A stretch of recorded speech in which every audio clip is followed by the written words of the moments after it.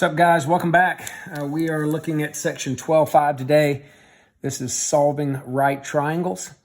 And before we do that, I want to just kind of quickly run through some of the things we've talked about so far. And the first three I want to just run through are, can you simplify sine of 240? Now, again, we're doing this without a calculator.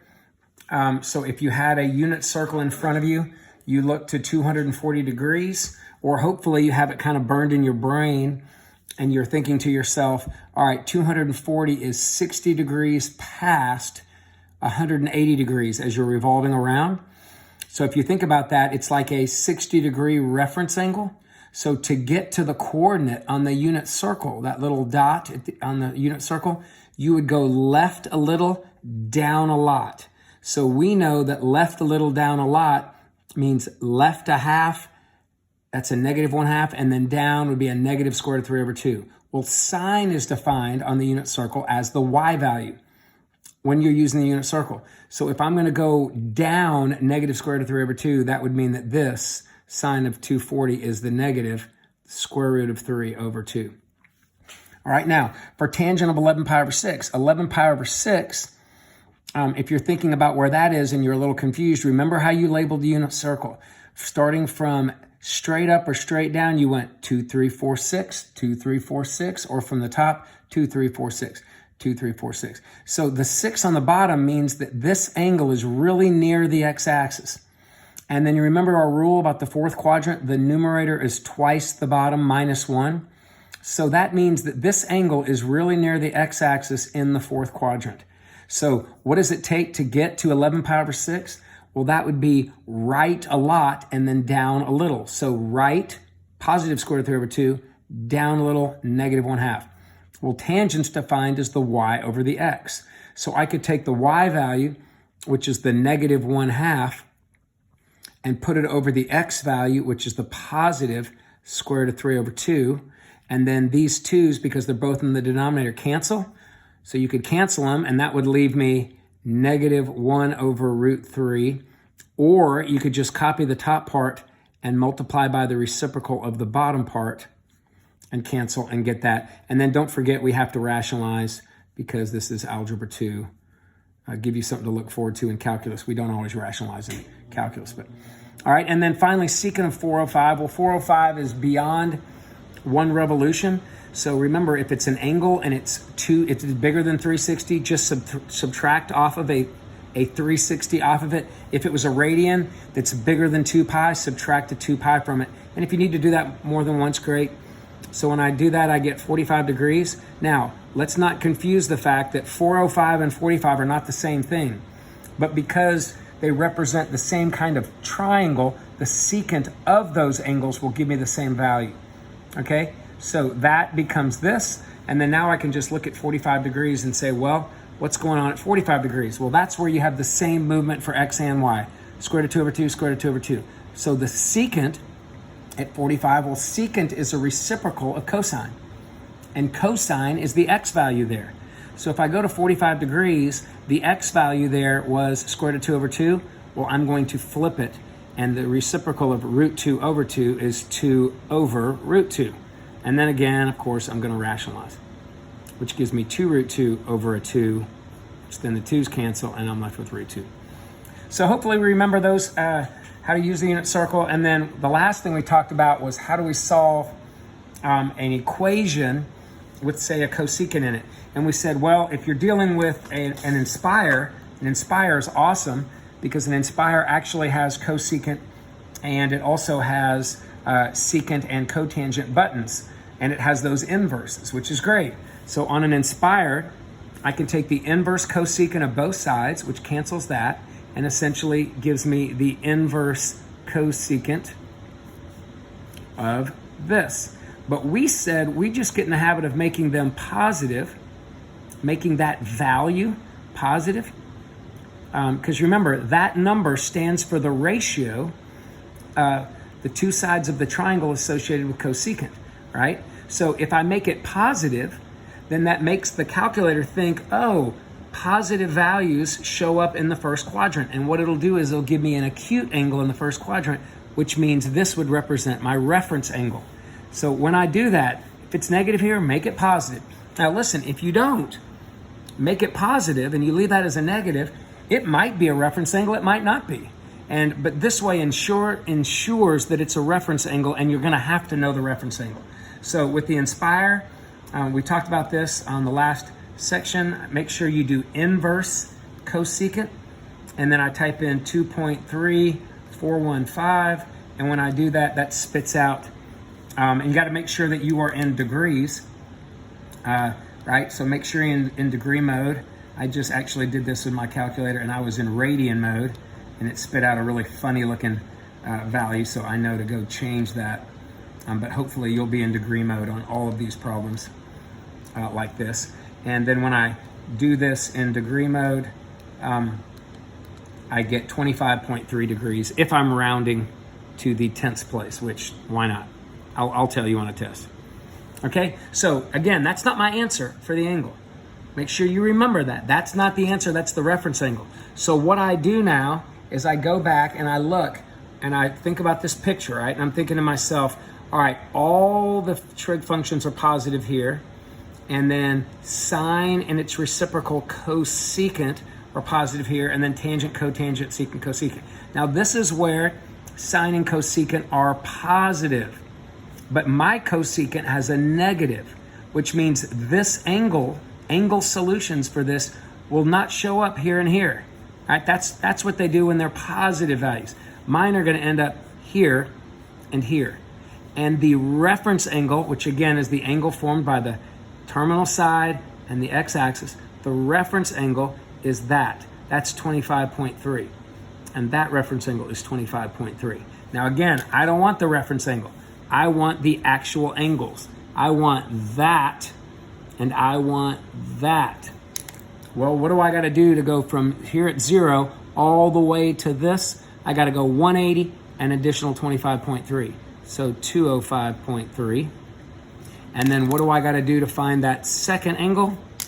I got to go all the way. Don't do this. Don't go 270 and then 25.3. Go 360 minus 25.3. And that'll give me 334.7. And remember, it's not just those two angles. It could be that angle plus any other one where I add or subtract 360. And the way we show that, once again, is plus 360n plus 360n, where n is an integer, which means I could add or subtract 360 or not add it at all, because n could be 0. And those give me all the infinite angles that could make this true. And then the last thing is, what happens if you don't have, sorry, you missed that on the video. What happens if you don't have an Inspire? Well, if you don't have an Inspire, then you can't do any of this inverse cosecant. So you have to change this. First step would be to flip cosecant. Remember, cosecant's the same as 1 over sine. Don't confuse that with sine of 1 over theta. It's the cosecant of theta is 1 over the sine of theta. Remember, you never flip an angle. And then just bring that value down. Don't flip it, because you're just changing this to a sine function, essentially. Now I'm going to flip both sides, and that gives me sine. And when I flip this, that's the same thing as 1 over that. So I'm going to go ahead and type that in my calculator, 1 over that. And when I divide 1 divided by 2.3415, I get 0.42708. Now it's something I can work with. So what would I do at this point? Well, at this point, I'll go inverse sine both sides, which cancels that out and leaves an inverse sine over here. I'm going to change that to a positive, just like I did before. And that makes this the reference angle. Not the angle, but the reference angle. Okay? I type that in my calculator, and guess what I get? 25.3 degrees. So when I do this kind of stuff, you're going to still get the same thing that I would have up here, same 25.3. It's just going to take you a few extra steps. And at this point, I'm going to take the 25.3 and I'm going to think just like I did before. I'm going to mark that. Remember, sine as well as cosecant, both are positive here, but mine are negative. So I'm going to look for them here, and I'm going to find those values. I'm still going to end up with the same solutions I did before. All right, so that's a quick review. And now I want to talk about what we're doing today. I got to be honest with you. We're just going to be applying a lot of this today. And we're going to be doing it with right triangle, solving right triangle situations. So I don't think you're going to have a ton of trouble. But a couple things I want to go over first. And that is when you are seeing these situations, they like to use the letters A, B, and C. So here's an assumption we're going to make about all of these. Okay, so anytime we're given stuff with A, B, and C, all right, C, angle C, which is big C, will always be the 90-degree angle, if it's a right triangle. Now, if it's not a right triangle, then C could be anything, but today we're dealing with right triangles. C will always be that, which means little c is the hypotenuse. Big C angles, little big variables are angles, little variables are sides. And then this or this could be A or B. It doesn't matter. I'll call this one A now and this one B. And if that's A, big A, then that would be little a. If that's big B, that would be little b. But these can be switched. That's your preference. But this is always true. Hypotenuse is C, and that's going to be big C, the right angle, if it's a right triangle. So that being said, what's going to happen here today is I'm going to give you a bunch of information. Now, there are 6 pieces of information on a right triangle, 3 angles, 3 sides. You know one of the angles, C, is 90 degrees. So that's a given. To solve any triangle, you have to know 3 pieces of information, okay? And the 3 pieces can't be the 3 sides. And the reason why they can't be the 3 sides, they can't be the 3 angles. The reason why they can't be the 3 angles is, for instance, if this was a 40 and this was a 50 and this was a 90, I could have a 40, 50, 90 like that, a 40, 50, 90 that's that size, a 40, 50, 90 that's that size, even a bigger 40, 50, 90, and I would have no indication about the, because they're all similar triangles, I would have no indication about the lengths of the sides. So you got to have at least one side, and I think you knew that. You have to have at least one side, or 2 sides or 3 sides, but a total of 3 pieces of information to be able to solve these triangles. Okay, so let me just say, I'm going to say solve the triangle. I'm going to give you some information. Let's see if we can go. All right, so the first thing, what if I told you, this is example 1. What if I told you that angle A was 22 degrees, and let's just say side C has a value of 10 units.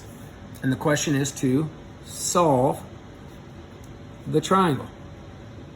Well, remember, every one of these, the right triangle. So every one of these triangles is a right triangle. So what do I know? Well, I could call that A. So that's 22. We know that the right part is C, the right angle is C, that's 90. We know that side C is 10. So C is 10 there. So I'm going to need to find angle B. I'm going to need to find side B, and I'm going to need to find side A.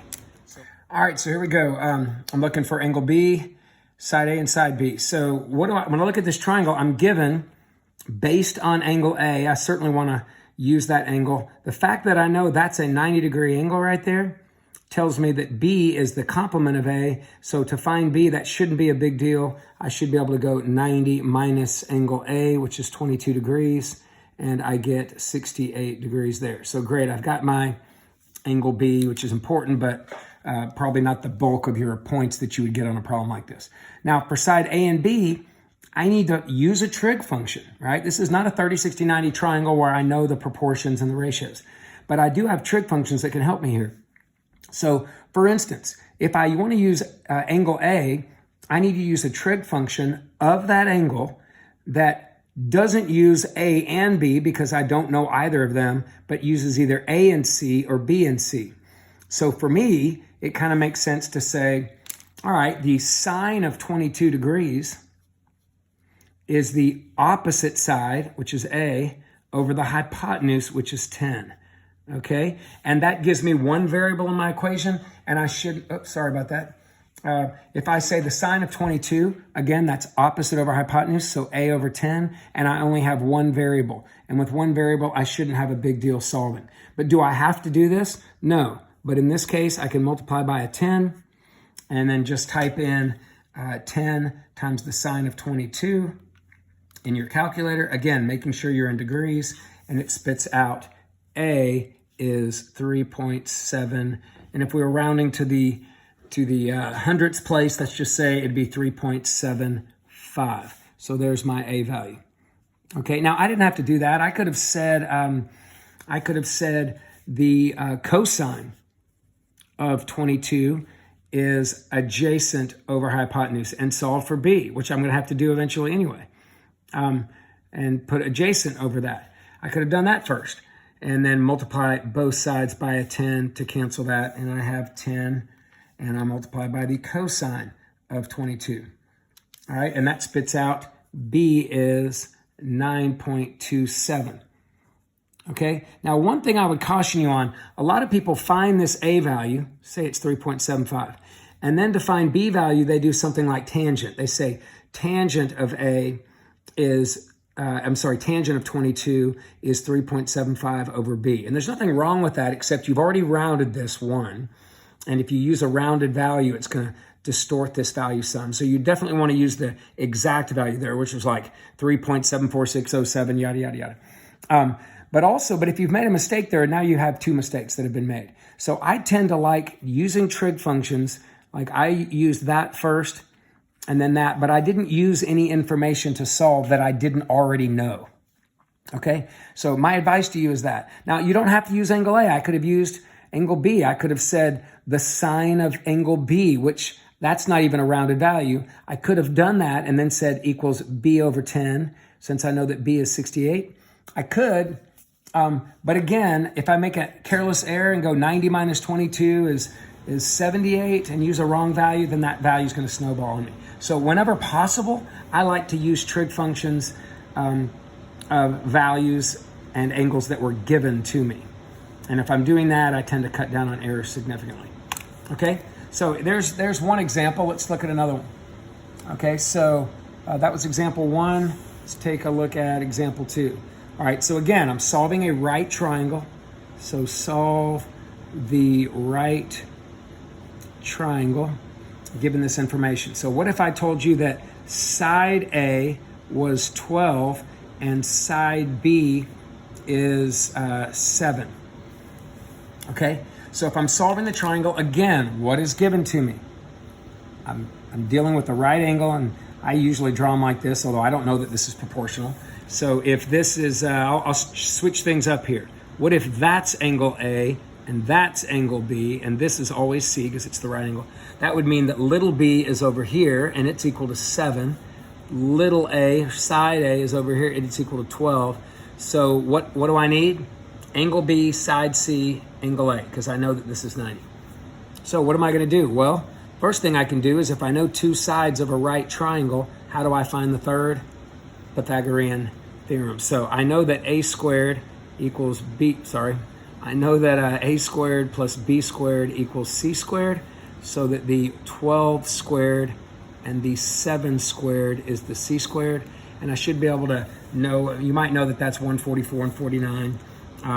But either way, you'll have a calculator with this kind of stuff. You get a total of 193 there, and then I can square root both sides, and that's going to give me a decimal, and that decimal ends up being 13 point, we'll just say rounded to the hundredths, 0.89.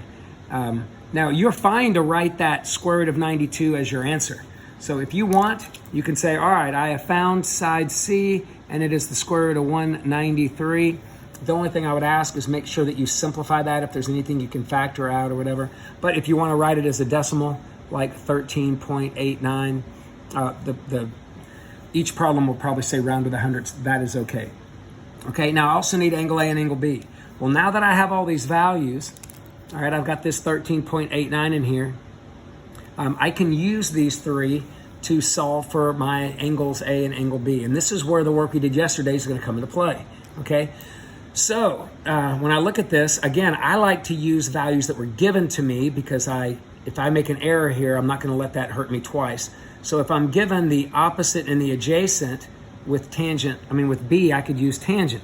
So the tangent of B is the opposite, the 7, over the adjacent, the 12. So all I have to do here to solve for B is to inverse tangent both sides, which gives me this. Now, you know how yesterday and even on my review today, I was getting that plus 360n? Well, I don't have to do any of that plus 360n anymore. for this problem, because look at these are right triangles. I know these are acute. So I know that if I type this in my calculator and it's a reference angle, which it will be if it's positive, reference angles are always acute angles, I will have angle B. So angle B here, I'm just going to type that in my calculator. So inverse tangent and that fraction, or just type in inverse tangent and do 7 divided by 12 in there, and you should get 30.26 degrees. So that spit out 30.26 degrees. So there's my angle B. And then finally, I need my angle A. So I'm going to do the exact same thing with angle A up here. So the tangent of angle A, tangent of A is the opposite 12 over the adjacent 7. And to solve that, I'm going to do the inverse tangent of 12 sevenths. And I will find that angle A when I do that. Inverse tangent of 12 over 7 is 59.74. 59.74. Now, some of you went, well, why'd you do that? If you already know that this is 30.26, don't you know that these are complements of each other? Couldn't you have said 90 minus that? Absolutely you can. But again, I'm just trying to point out that sometimes people make an error on this one. If you make an error on this one, it's going to snowball to that one. If you use the trig, it takes you a couple extra seconds. I mean, you could still make an error on both, I guess, conceivably, but those would be the 3 missing sides, because again, we're assuming that the angle C is always 90 degrees. Are y'all seeing that? Okay, you're going to see a lot of situations tonight in your work on this. It's going to be kind of a shorter lesson, but one of the things you're going to run into is angle of elevation and angle of depression. So I want to talk about that. Let's just hypothetically say you've got the ground right here, right? And you've got this plane flying overhead. Here, I'll give you a little lame version of a plane, which of course aren't flying anywhere now due to the coronavirus. Okay, but let's just say you have this plane, right? And in the cockpit, you got the pilot, right? There's the pilot's head. And he's got really good eyesight, right? And he's looking down at the ground as he's flying over, and he sees this worm, right? So this worm, which is kind of underground, he's looking up, and they're looking at each other along this line of sight. Well, we would say that this is what we call an angle of elevation, because angle of elevation are measured from the line of sight, and we always think of the line of sight as horizontal. Okay, I'm sorry. Angle elevations are always measured from the horizontal to the line of sight. Okay, so if this is my line, if this is my line of sight, the angle of elevation measures from the horizontal to that. Okay, and because I'm looking upward, I am elevating. Well, a lot of people make the mistake when they draw their triangle here. They draw this triangle and they go, oh, well, then this must be angle of depression. Not true. Angle of elevation and angle of depression are always measured from the horizontal. So this is my angle of depression. Well, when you look at those two things, what should you notice? If this is a horizontal and this is a horizontal, these are parallel. And lines that intersect parallel lines, the alternate interior angles or opposite interior angles are the same. So essentially, the angle of depression is the angle of elevation. They just are located in different spots, but they'll have the same value. Okay? So remember something like this. Because one thing I could do is say, all right, let's just say the angle of elevation from the worm to the pilot was 62 degrees. And let's just say the worm was, 500 feet from the shadow. We could say the shadow being cast by, this is the shadow, right? We could say that what if there were 500 feet from the shadow? I could say, what is the height of the plane? Okay, so there's just a random problem that you might be given, but I don't have to give you angle of elevation. I could have said the angle of depression from the pilot to the worm was 62. Well, again, if that's 62, that's 62. And now that I have a triangle, what would you do if you know this angle is 62 and you know this adjacent side? How do I find the opposite? Well, for me, I'd pull out the tangent of 62 degrees. It's the opposite, I'm going to call that h, over the adjacent, I'll call that 500. And then I can just multiply both sides by 500. All right, cancel that out. Type this in my type that in my calculator. 500 times the tangent of 62. Make sure you're getting practice with your calculator as well. And I get 940.36 feet, right? Not degrees, feet. So evidently he was flying at a height of 940.36 feet, which is not super high when it comes to airplanes. But you probably will see something there on angle of elevation, angle of depression. Okay, a couple other things that I kind of want to throw out there is, what if I said something like this? What if I said, we'll call this, I don't know, just another example. Determine the perimeter of a 10-sided figure. How about this? A regular, which means all the sides are the same, 10-sided figure if the distance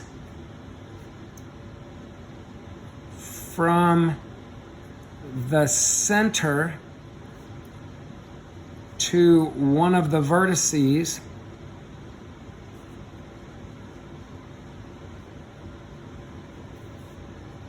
is equal to 20. So let's think about this for a second. You got a 10-sided figure. Now I don't want to draw the whole 10-sided figure, so I'm just going to draw kind of something like this to represent the 10-sided figure, right? And you have all these little vertices right here. And then somewhere on this 10-sided figure, right? Somewhere on that 10-sided figure, there's a center. And the center's somewhere right in here.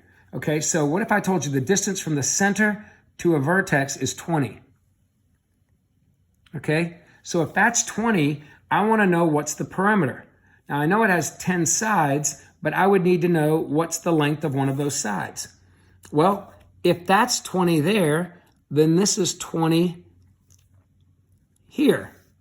Are you with me? So that's 20 and that's 20. And what would happen right here if I drew a little dotted line right through the middle? Then this would become a right triangle, wouldn't it? So if that's a right triangle, and that's a 20, all I need to know, so I know an angle and a side, all I got to do is figure out, technically that's not 20 there, this is 20 over here. Okay, I need to figure out one other piece of information. Well, you tell me, do I know this whole angle? Well, if it's 10-sided, then I'm basically going to have 10 of these, right? 10 of these as I go around, and they're all going to be the same as I go around. And the sum of these has to be 360 degrees, right? So if I were to take 360 and divide it by 10, I know that 36 degrees is what each of these are. So if I split it right there, that means this part's going to be, just that one part right there in the middle, is going to be 18 degrees. So I'm going to bring this over here. Essentially, this is what I'm dealing with. I'm dealing with, that's 18 degrees. This is 90 degrees. And this side right here is 20. So do you have enough to figure out this little value right there, which is half of this side? I think I do. So I'm going to say, all right, if I know the opposite and the hypotenuse of 18, I could say the sine of 18 is the opposite over the hypotenuse. And I could say x equals 20 sine of 18. And I could take that 20 sine of 18, I can go type that in my calculator, and that would spit out 6.18. So if x is 6.18, then what is the whole side? Well, the side is 2x. So that means the side is 12.36, right? And if the side, each side is 12.36, and there are 10 sides, then the perimeter must be 123.6. And actually, if you were rounding completely, that was technically 0.361, so it would be 123.61 units, feet. I didn't really give you the units there, so are you with me? So that would be a little bit tricky, but again, there's an example of a way I could use this in some of the work that you're doing. So anyway, keep that in mind. Remember, you're going to probably see some funny little word problems that bother you maybe a little bit. Just be careful. Oh, and one other thing, we actually haven't done an example like this, but let me make one real quickly to make sure you're okay. But what would happen in a situation, let's just say I gave you this triangle, right? And let's just say this was 34 degrees, and we know it's a right triangle, and I ask you to find, we'll just call it side A here. No, I tell you that side A is 21, and I ask you to find this, I don't know, side C. So a lot of people set this up and they go, all right, the sine of 34 degrees is the opposite, 21, over the hypotenuse, C. And the variable is now in the denominator. Well, there are a couple of things that I could have done to keep that from happening. Like for one, I could have said cosecant of 34. Okay, and cosecant of 34, instead of being opposite over hypotenuse, it's hypotenuse over opposite. And I could have just multiplied by a 21, right, and typed that into my calculator. Okay, but it's not a big deal if you do happen to set it up this way. The way I do it is I kind of think about this as a fraction equal to a fraction. And remember, you can always cross multiply and divide. And if you cross multiply, you get this. C times the sine of 34 equals 21 times 1. And if you divide by the sine of 34, those cancel, and there's your C ready to type in your calculator. Or if you remember the slide rule we talked about, which is our made-up little way to skip this step, I can slide the C up and the sine of 34 down, and the C up puts the C up here. Sine of 34 down leaves you 21 over 34 over sine of 34, and then you can just type that into your calculator and get your value. So either way, 37.55 units is what I'd end up with for side C. If I did it with the cosecant in here, 21, you'll see that if you have a cosecant button. Again, if you don't have an Inspire, you're not going to have that button most likely, but that also gives you a 37.55. So either way, hopefully you'll have a plan. I got to be honest, I tend to use sine, cosine, tangent just out of habit because I'm not used to having cosecant buttons. We've only had Inspires 4 or 5 years here at the high school. But it's, guys, it's a great thing to go ahead and get. If you ask your parents to get you one, they may not be able to. I know it's maybe a tough time for you guys if a parent's job is tied to this economy. I totally understand, but a scientific calculator will totally work just using sine, cosines, and tangents this way. All right, good luck, guys. And if you have any questions, again, always feel free to email me or text me, preferably not at midnight if you want an answer before the next day. And remember, tonight you have it's called a take-home quiz. It's in the book, so pull that up, but it's over the first 5 sections. It will give you a great idea of what you know or what you don't know, and it's really important that you understand all of that stuff that's on there at this point before we go any further. All right, take care. See you guys.